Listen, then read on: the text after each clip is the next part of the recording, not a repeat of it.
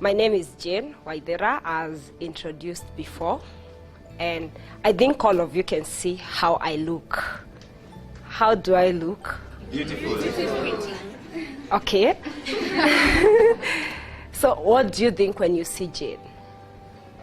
I'm sure there's something that comes through your mind, right? What is that? Nothing. A courageous woman. Let's be open. It's a conversation. I actually don't think it's really like a speech, but I really want you to tell me what exactly comes to your mind. Don't feel shy about it. What do you think? What do you think when you see Jane? But I think you're a tough lady.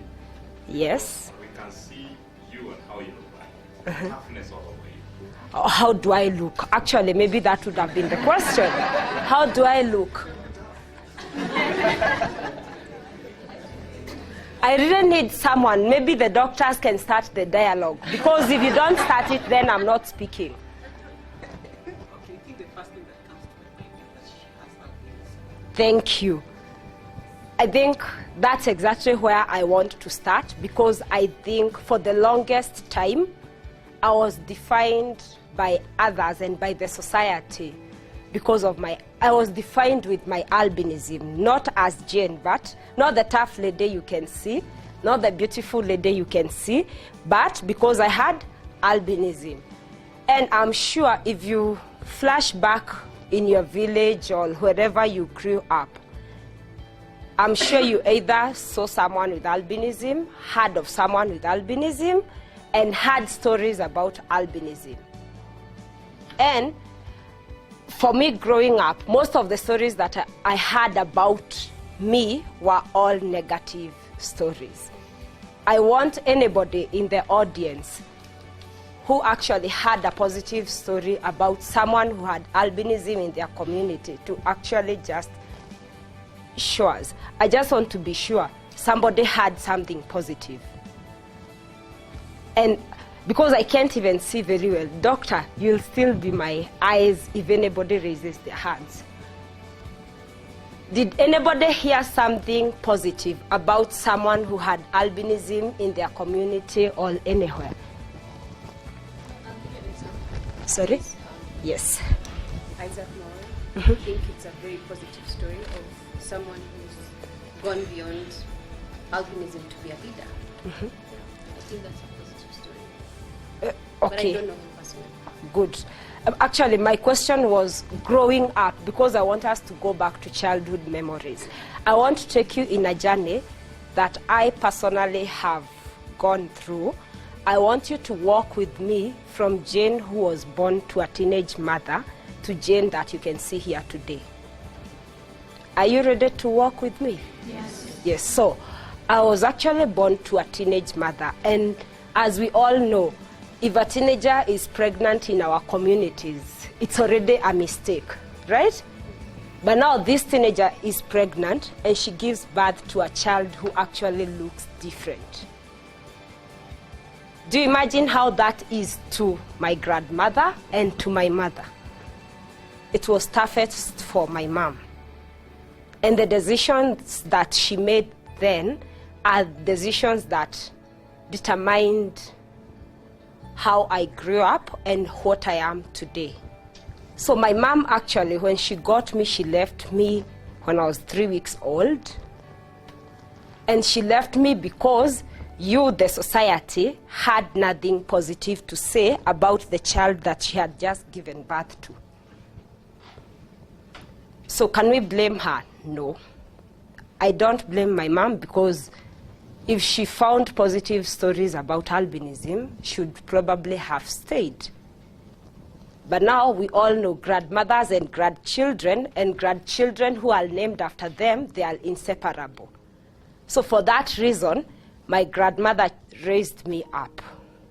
But there is a grandmother who has never been to school, who has zero awareness about the condition the granddaughter has. And at the end of the day, she raised me with, I call it ignorance because she didn't know, but she raised me with a lot of love. And if there's something that really keeps me going to date, it is my grandmother. So like all other children in our village, I would go climb trees, I would go play with other kids. And even when I was that small, I realized I was different again at a very young age, because I would hear mothers telling their children, don't play with her. You'll catch the color of her skin. It's a curse. If you associate with her, something bad will happen to you. I remember those things as a young child. Do you think they really built me or they dismantled me? They really shattered the small Jane who would have wanted to grow up as a kid like any other kid, with life, with playmates, and with friends who are really like genuine to the friendship. But that didn't really stop me. My grandmother, again, was advised by some people she should not take me to school. But because she's that woman you would all want to meet, she took me to school. But my challenges actually started now the day I went to school. Because you can imagine all these small kids, and all of them are there surrounding you and wanting to touch your skin, see you go pink and then turn white, cut you with laser blades to see if you can actually bleed. You know, all those things happened to me. The toughest of it was I could never see the blackboard. So I never wrote. I remember my first time to actually write something for myself was when I was around 10 years. So mine was actually to listen to what the teacher says if I actually have the energy to stay in class.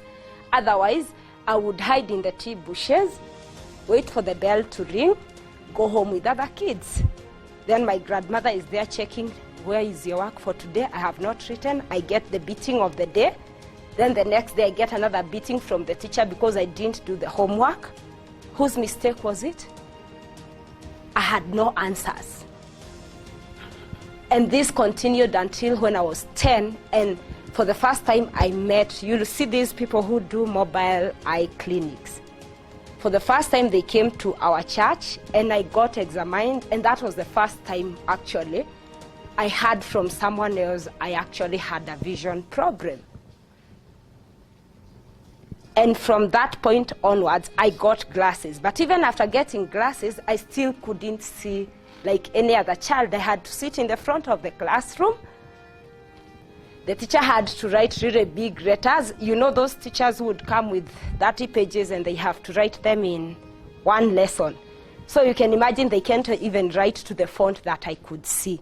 That was really how my childhood was and my schooling was. But that didn't even give me an idea of one day of wanting to really not continue with school. And even when I would hide in the tea bushes, I would go with my books and I would read at zero distance, because then nobody was there to criticize me or say bad, like wonder why I have glasses and I still can't see. Too much of my schooling. All in all, I actually passed. I would actually come top of our class in all my primary school. And even after primary school, I joined high school. And I joined one of the best high schools in Central. And now that was the biggest challenge. I recall it's a girls' only school with 1,000 population. It was my first time in boarding school. And those who have been to boarding schools, you know those open shower spaces that are usually, they call them kasarani. In our school, they used to call it kasarani. So my first day in high school boarding, my grandmother has left me. I'm in this shower space and I hear every other girl calling others to come see a naked mzungu. Would you have stayed in that school for another day?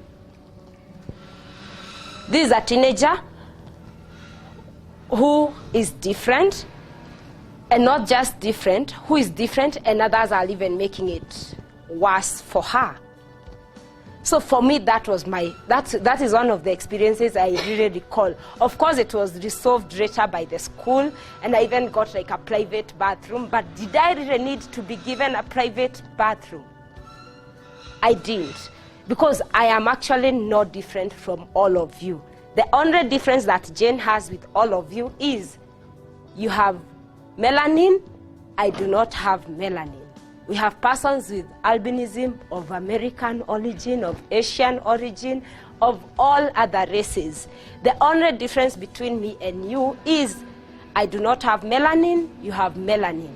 And because I don't have melanin, my vision is really bad. I don't even have color in my eyes. So you can also imagine my muscles are weakly developed. So my vision, even with glasses, can never be corrected.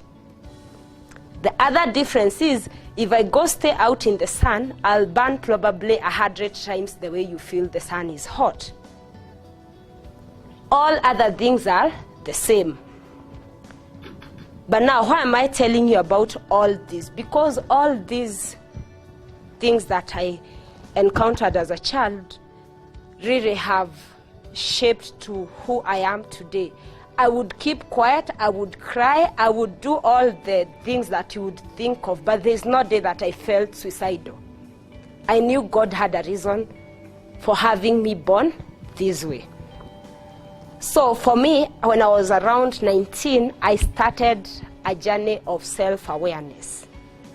Because nobody talked about albinism. See, even this audience, I'm asking, how do I look like? And we took like a minute to really bring about the giant in the room, albinism. You know, and a doctor has brought it up probably because she's used to the term. So it's a topic that nobody talks about.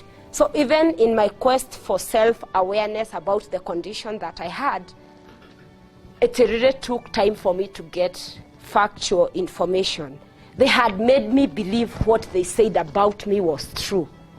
And I had to start undoing all those negative perceptions. So I walked the journey of self-awareness. I became aware of who I was and what my condition came with. And with self-awareness, I got into that level of self-acceptance. And this is to everybody. We all have our flaws, we all have our differences. The minute you actually accept that gap that you have is the minute you start that positive affirmation that you accept yourself for who you are. And at that point, even if anybody says what about your weakness, your self-esteem is always on top of the room. And that is the journey I have walked. And now with the self-esteem, I started being a self-advocate. So following the equation was self-awareness was equals to self-acceptance, it was equals to self-esteem, it was equals to self-advocacy. So I started being my self-advocate. I started educating people about my condition. I started stopping on the streets when people said, that albino. When people say, ndio hiyo pesa, I would stop and tell them I'm actually not money. I have a condition that is inherited from both my parents. You understand what I'm trying to say? I started that journey of self-advocacy. But now I asked myself a question. How many genes will be born and how many genes will have to go through the same path that I went through before they become self-advocates? What can Jane do to really bridge that gap in the community? So for me, I started having the urge to actually create a social change within the society, within the community. And at that point, I was in school in India, and I started developing a concept of what I really wanted to see changed back in Kenya. So I came back to Kenya. I've told you before that albinism is really exposed negatively, not just in Kenya, by the way. It's global. It's a global issue. But it's more outstanding in Africa because we stand out, and most of you are like, we stand out in a black-dominated society. So at that point, I started the initiative called Positive Exposure. And it's because I really wanted to expose albinism positively. So I decided to change the narrative. I decided to change what people said to what we actually are. And that is the story that I want everybody to leave this room with. Change how you see how you change. Change how you see how you change. So everybody, all of us here, you never know. Tomorrow you might be an auntie, an uncle, a sister, a brother to a child with albinism. Do you want them to grow up in such a cruel society? And now, even coming to date, we are not even afraid of the stigma anymore. I'm personally afraid of my life. You know what is happening to people like me. So if witch doctors are looking for persons with albinism to use for their witchcraft, am I not a candidate? I am a candidate, right? But does me being a candidate mean I should sit back in my couch at home and wait for other people to change the situation? So I have decided to do something, and I'm continuing to do something, and I will live to really inspire others and make sure we have a changed society. Thank you so much for listening. Go back.